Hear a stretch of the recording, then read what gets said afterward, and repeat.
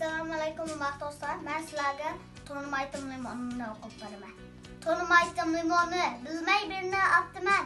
Olmagandek yana yo'g'on ishlab topdiman. Portugal limonni so'qi chaqrab qildi. Siqib ichsa suyini ta'mi sog'lom qildi. Xo'sh. Yaxshimisizlar kichik do'stlar? Mening ismim Nazifa. Bugun men sizlarga avokatni yediramsizdan qo'shiqni o'qib beraman. Avokatni yediramsiz rangi qizil bo'ldi. Avokatni yesangiz ko'zni ro'shan qildi.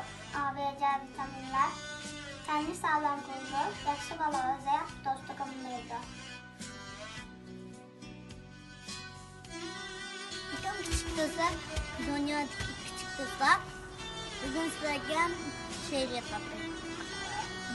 Dost, kimen dost, nege barsan billa dost. Birine taptasını yemiz, çok mu olmasın?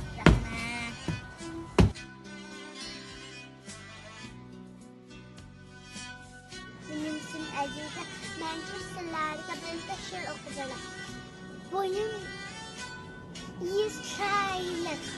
Annem gitti adırman.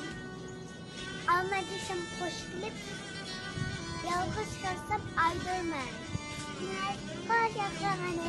Selamun Aleyküm, benim ismim Muhammed. Ben sizlerge sizler düzen şiirlerde okuyacağım.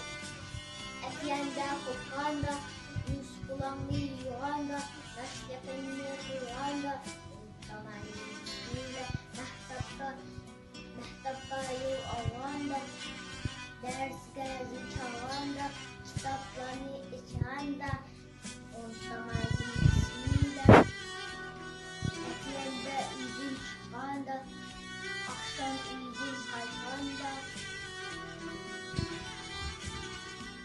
kolay bir vakta, bismillah, hemmeşliğin bilişiyle, her vakta, günümüzde, hemmerimizin kalbiyle, unutamayız. Bismillahirrahmanirrahim.